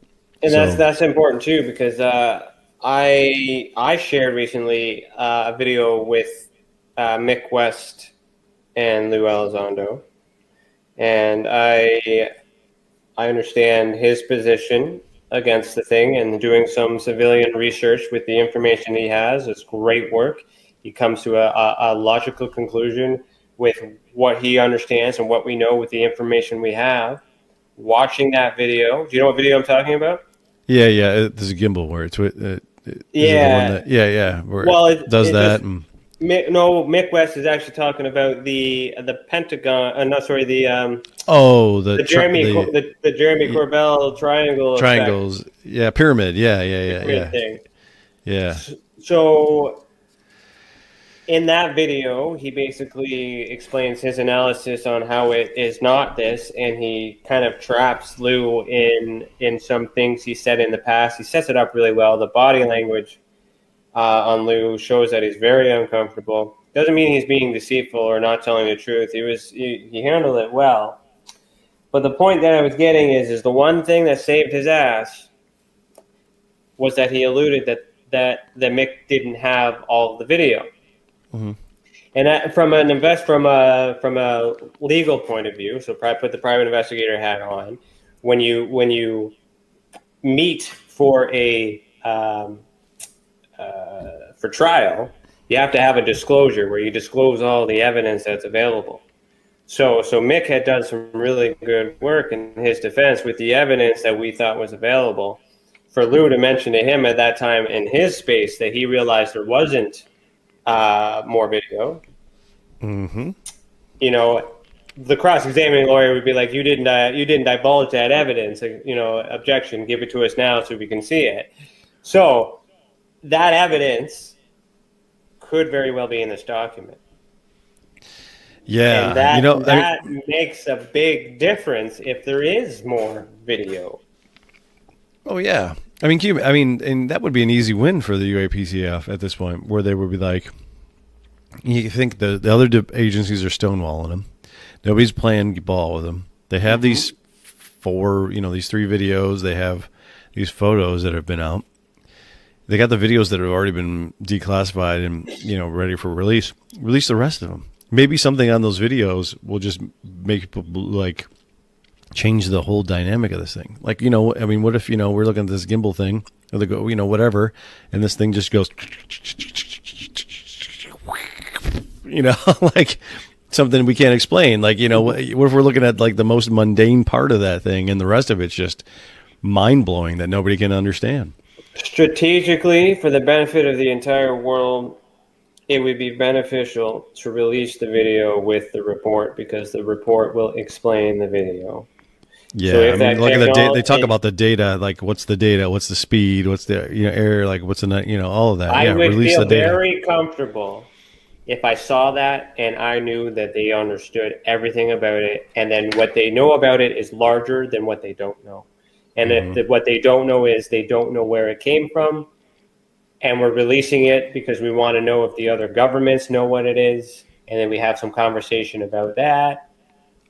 And then eventually everyone says, we don't know what it is, therefore, okay, we need to look elsewhere. Where else can we look? As above, so below. That's it.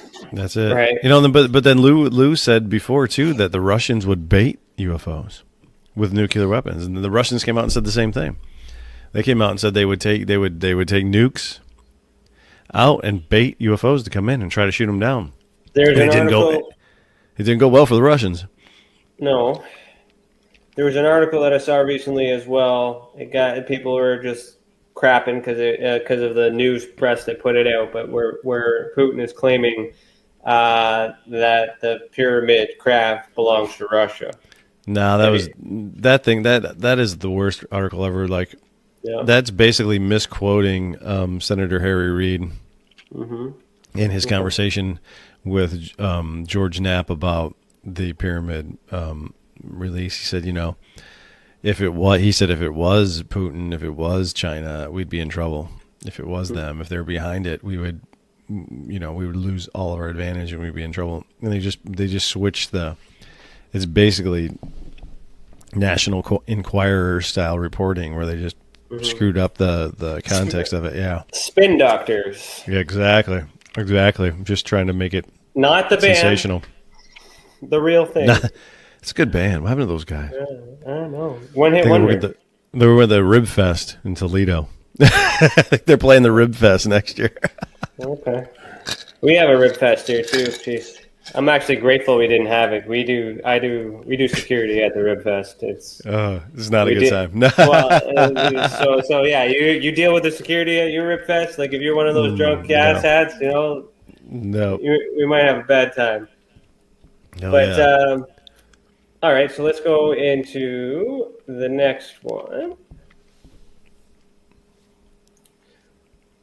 another thing I saw too, a mysterious light streak across Seattle skies. So this May 5th, so also yesterday morning, 1:07 a.m.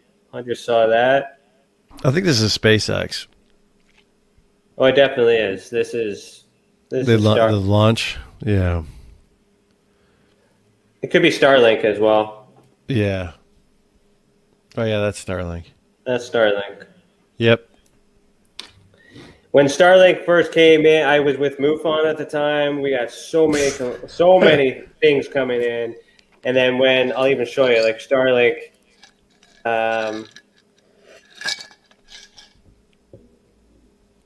yeah, it's... Where's an image here? There's Starlink right there. Yeah. It's it actually looks like somebody else. It's actually Starlink. Here's what caused the flying lights over. Yeah, see, it's already been debunked and investigated. Yep. Starlink. Look at that. Mm-hmm. All right. So that's the end of that, except I wanted to kind of prelude that it may be possible that there's a new article that's going to come out in Canada, which is going to cover my report. Ooh. So for I don't know yet. I send a distribution out there, immediate releases and things like that. People are interested, so I'm hoping that someone will cover it. So that's still in the works right now. I got to wait a little bit because I just released it the day before, I guess late Tuesday. So if you go to the Tessacan website, tessacan.org/data, or you just click the investigation portal, which has all these things. Also, if you're interested in membership, click this membership button, which will bring you right to YouTube where we are right now. Hit that join button right there. You get all these emojis and emoticons and a bunch of perks afterwards, but I just thought I'd take the advantage to plug that there. But you scroll all the way down to our data sets and surveys and evidence. What you'll see is this link is now active, which is our 2020 drone report. The report for 2019 was done in a paper format. This year, what I've done is I've published it as a book. So there's more information and more content for that. It will speak on the UFO documents that I got. So if you actually go to our timeline of Canadian document events, so this is information for you too, John, if you want to follow along for Canada. I'm actually timelining the documents that I retrieve. Nice. Okay, so that's important to measure, not what it is, it's also the when. That's why I timeline all these events tonight, because we're talking about them all over the place, but what we can realize is that we were just progressively talking about what the news has covered in 2 days. Huge, that was right? Only 2 days.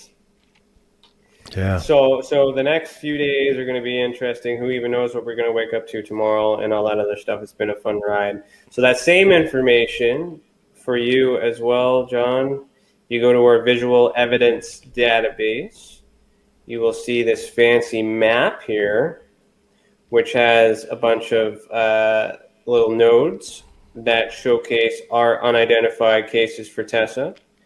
It's got 2019 in there. 2020 will be entered soon. If you notice, we got nothing in the U.S. because nobody from U.S. is reporting, but you just might be the first guy in there. Right there. Angela has made some reports as well, so she's American. So maybe we'll get some cred over there. These flags are new, which actually is going to link you to the documents, but it shows you where the event happened. That's cool, man. These are the coordinates of where the object was seen. So I've done some sleuthing to find that information and chart it in a map. And then again, it should be a clickable link, but for some reason it's not working. Over here on the side, where is it? So you scroll down here. This is why I call it a visual evidence database, because it's only the ones with pictures, and it's only the ones that we consider to be unidentified. And nothing in here has not been investigated. Sweet. Give me that document right here. So you click that. It'll also bring you to that page. Then you click this link that apparently isn't working. So I'm going to write that down and fix that. Call somebody, will you? Get that figured out. Hey, do you do that stuff? You want a job? No. No, you don't do it, or no, you don't want a job? Both. Okay. So once it's, I think the link's over here. So you go back to Canadian documents and you do the timeline. Timeline will show, and then this bright light, you click here to learn more. It's going to bring you to the page that explains where the CADOR's report came from, which is Transport Canada's safety report. And then I did a Freedom of Information request, and this is the document that was retrieved. So you get to see it. It's cool that Canada has the same thing. I was going to say, I mean, I realized that after our conversation, but it's cool that Canada has an FOIA, Freedom of Information Act kind of process. Yeah, it's called access to information. So another thing too, so for you, we have fraud reporting. We'll skip that. ATIA, access to information, or FOIA. So I put that there so you guys can compare. I'm actually educating a lot of you guys on what Canada does. You're not the only one, man. So ATIA is access to information. There you go. And it should be called "What's this all about?" What's this all about? So sorry, man. I had to. That's okay, man. That's good. Well played. If anybody knows of an event that of documents that could be retrieved, you can fill this report out, and then I will do a Freedom of Information request on your behalf. And if we get it and validate it and all that other stuff, it'll end up on the site. We'll give you credit. So that's access to you too. But what's important now is the report is out. So this report on the website on the website is free. It is being published to Amazon as a Kindle version or ebook version and a paper copy. You can purchase those if you wish, if you want to have it in your hands to donate towards the cause. But if you really need it and you want it, it's free on our website. Okay, so there's lots of ways to get it. But what this report does, and I want you to look at this too, John, when you can, is I have tracked UFO events all over the place in Canada that were reported by Transport Canada. The ones in green are ones that were weird and significant.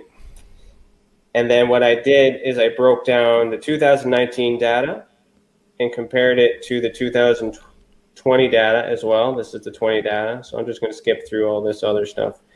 So this is kind of like the copy of what I did for 2019. So if you haven't seen the 2019 report, you'll see this document in there, all this other stuff. I wanted to let everybody know, again, I was the guy who got it. But I did something new this year, which I'll scroll through here after I compared everything. Yes. So what you'll see starting on page number 45 is I go back to those cases in the beginning, because what I've done is a Freedom of Information request, asked the government for info. They told me no record was found. So what did I do? I investigated with the information that was found, and then I walked you through all the new information I was able to retrieve from that to show exactly what has happened, what they could be. Stephen Coffey from Tessa has also assisted me in identifying whether these are drones. I found the aircraft. I recreated the events to give everybody an explanation of what this actually could be, what it means, what it is, and what it's not. So all that information is in this report, including these declassified documents here, which I'm going to get to right now. So there it is too. But what I do is I actually break down what these terms mean, because people get this redacted document and they're like, oh, I don't understand, right? So what I do in this report is I actually break down what those acronyms mean. So when you read this, what you're actually seeing is that a senior officer was dispatched, which is very important. NORAD was contacted, which is very important. It's reading between the lines, hidden in plain sight. So when I recreate the event, so like for an example, this report says that a voodoo on duty responded to the event. So the event, again, is a bright light that chased an aircraft at a high altitude and speed when no other aircraft in vicinity. So it says they dispatched a plane and they intercepted and they did a report. That's what the journalistic document says that Daniel had released. Well, I feel like I lost you there. Still there? Oh no. Yeah, I'm here. I'm coughing up a lung. You're hacking. Okay. Yeah. So what this actually explains what that information means. So that particular plane was dispatched from NORAD, which is our North American Aerospace Defense Command. Which is the U.S., right? No, air base is in Canada, man. North Bay. Oh, wow. Oh, yeah. See, Canada's got shit too. So, Canadian Forces North Bay, which is NORAD for us, right? Yeah. These are the planes that were dispatched. So a picture says 1,000 words. It's not like they sent. So I was able to figure out which craft was actually sent. So that gives context. These are the planes that were sent out to investigate a report of a bright light at 24,000 feet that chased an aircraft. A commercial aircraft or a private aircraft or a? It was a craft, Vanguard craft that is designed to transport medical supplies. Oh wow! And then someone trying to get that Rona vaccine. Oh well, maybe, right? I don't know. So that gives context to all that as well. So that's all in that report and all these other things. I break all that stuff down to give you guys context of what that information means and how it still remains unidentified. So that's right. Do you think the Canadian government has seen your work and they've reached out to you and messed with you at all? All right, I've never asked you that. I can't confirm. You can't confirm or deny that? Well, no, I could deny it, but I can't confirm definitively because no one has validated that. So what I do know is I've done Freedom of Information requests, and other people have. They've given me a document. They haven't given documents to other people. I know that other people have asked for that information. They've got no info. I was able to retrieve it. Wow. Has it been the vice versa? Has it been the other way around that you've known of? Not that I know of. I don't know of anybody. If anybody else is doing this, they're not making it public, and that's another problem, which is also part of this disinformation chain and all this other stuff. Victor Vigiani back in the day pulled one NORAD report back in the day. I love the guy, but he's been talking about the same document for the last 50 years. He hasn't done it again since. And I got the new stuff. I shared it with him, thought he would be jelly about it. He doesn't give a shit. So he's riding on the American train as well. But I mean, I like the guy. He's good. It's good for everything he's done, but he's no longer interested in this type of stuff. He's shifted into something else. So whether that's his calling or I don't know. I'm not into that. This stuff is still important. I'm focusing on it because nobody else is doing that. So I can also confirm that when I request these documents, I'm also I served 2 years in the Canadian Armed Forces as an infantry soldier. I still have communication that gets sent to me from the Department of Defense about my time in service. I get updates and things like that. They mail me stuff that says, from the Canadian office, the same building that these Freedom of Information requests come from. Yeah. Same mail room, just different floors of the building that do the administrative work. They all get sent up to a department before it gets mailed out in the bottom room. So think about that. It gets sent up before it goes down. And I got a quote from one of the clerks there. And the reason why I asked that is because my correspondence from the military is just a normal piece of mail, but my correspondence regarding the UFO request has been opened and resealed. Oh. And then taped. So nice. I followed that. And I asked the people, why is that? It's a federal offense. It's against the law. Like, why would the Canadian government be doing that? I also said, these are the reasons why they think conspiracy. I wouldn't expect you guys to do that. If you don't want us to think conspiracies, don't do this. Right. So the explanation I got from the clerk is, no, I put the piece of paper in the envelope as instructed. All I can say to you is I'm supposed to send it upstairs before it goes down. I'm like, well, what does that mean? She says, well, upstairs is the processing, downstairs is the mail room. So somebody in the processing room opened it. Figured out what you were getting. So did they open it and pull something out, or put the same piece of paper back in? That I don't know. So I used to think that they were doing that all the time because it always said no record found until they gave me these documents. Right. Then I had it. I sat on it for a little bit, showed Richard Dolan, showed Paul Hellier, all this other stuff. They told me to hold on to it, not to release it until we learn more information. I waited a little bit. They got busy. I released it on my own because I'm like, I got to do it. Nothing happened. A year later, this journalist picked it up, and now we're talking about it again. Mm-hmm. But I got a second document. And I almost got a third document. So, and I got a few documents I'm waiting on that I may also get. So, why tamper my mail and give me something? Because they could continue to give me nothing, right? Yeah, man. Who knows? No, exactly. So all I can say is that what I'm doing is right. I'm speaking the right language. I'm talking to the right people. Whatever I'm doing, if they are watching me, serves a purpose, and they're giving me access to the information when I request it, and they see that I'm producing it in such a format. Yeah, could be. So maybe it's being leaked deliberately as part of whatever's happening on the 1st. That's a theory. I have no idea.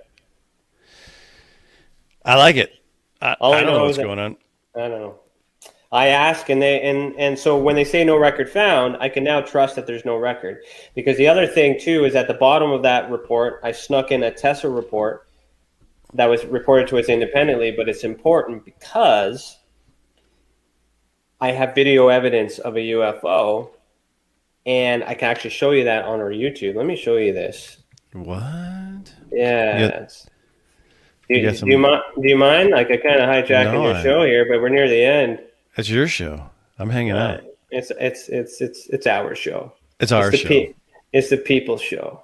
We're the people's choice. That's it.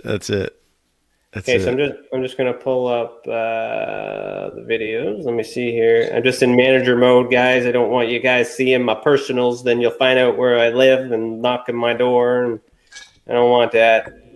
You guys don't lock your doors anyway. Yes, we do. Always lock your doors. Come on. There's that. What was that video? It was it Bowling for Columbine or something with remember that? I can't remember the guy's name now. Anyway, Michael Moore. Yeah, he just started walking into Canadian people's houses. He said nobody in Canada locks their doors, and he just starts walking into people's houses. Oh, I lock my doors, and I got this be the wrong house. Trust me. Trust me. I would be more worried about it. Like, we got this big fence, this big wall, and people are like, "Oh, you want to keep everybody out?" It's like, I'm not worried about what's out there. You need to be worried about what's in here. I want to make sure that if you come in here, you can't get out. That's it. So, anyways, okay. So this is on our YouTube channel. It's there for the purpose of the report. The report has a link to it, and sorry about the anyways. Somebody's got to make some money. Here we go. Whoa. What are we looking at here? These 3 lights in the sky? Yeah. Wow. Is there 4? There is. One is a street light. There's a street light there, right? Is one of them a street light? Yeah, there's a street light there, but okay. Is that a street light? Yeah, there's 2 street lights left and right, but in the center there are the 3 dots. Got it. So, let me just get out of that and go back to the report and go to the very bottom. Oh, it's actually right there. So I snuck this one in. And I took a still to show you. Yeah. Okay. I investigated this like every single angle that I could, and I was able to figure out through the video where the guy was standing when he took the video.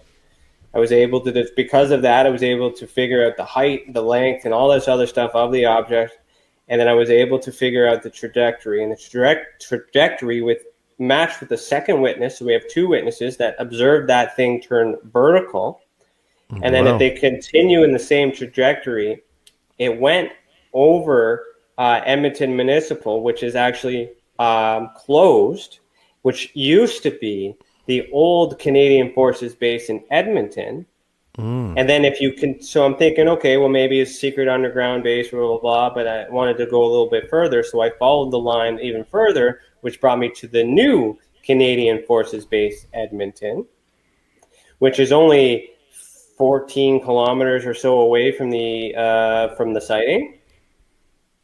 He thought it was a blimp. I did some research. Here's the lights, navigational lights on the blimp. It's not a blimp.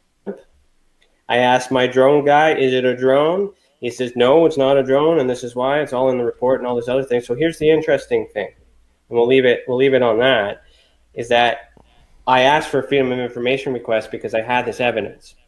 It came back, no record found. And I said, maybe I wasn't clear. Can you do another request and broaden the search? Okay, they do that. Again, no record found. And then I just said, well, I find that strange because I have video evidence and I can confirm through the metadata and all this research that there was something that looks like this big in the sky, 14 kilometers away from your base, your airport. And you're telling me that there's no record on found.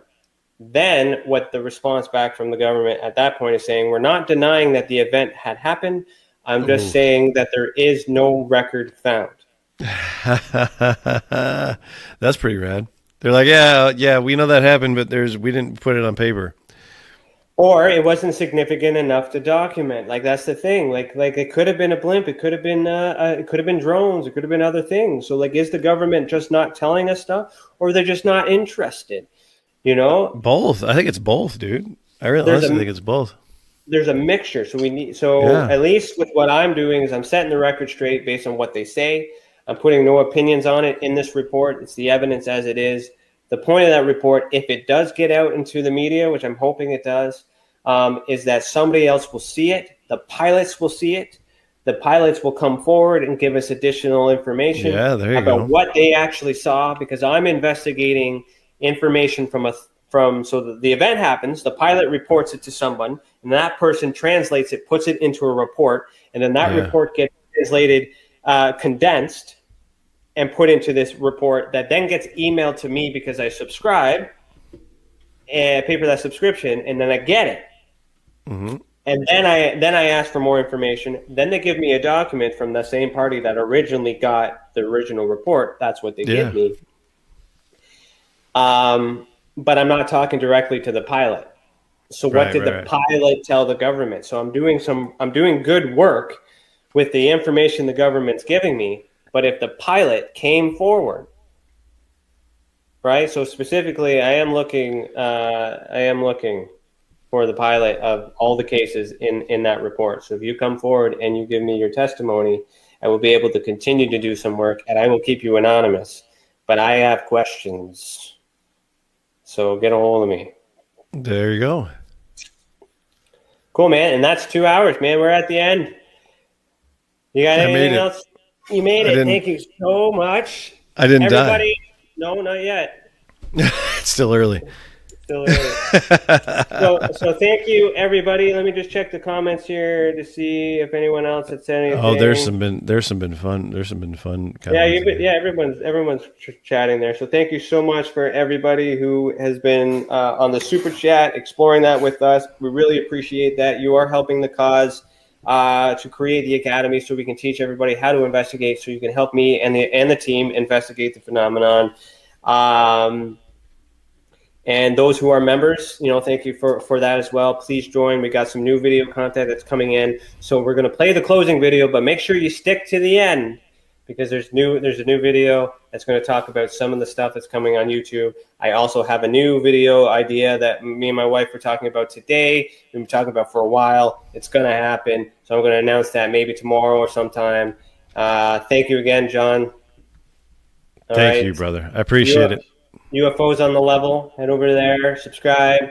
I will be over there 2 times sometime in the future. 2 times. And well, we're gonna have to get you over here sometime. Oh, invite me anytime. We gotta get you back over to America. We'll get you on this side of the lake and hang out, and it'll be fun. Well, I'm currently seeking people to read that report and ask me questions about it. So if you dive into that and you want to get me on, we can talk about that. That would help me a lot, bro.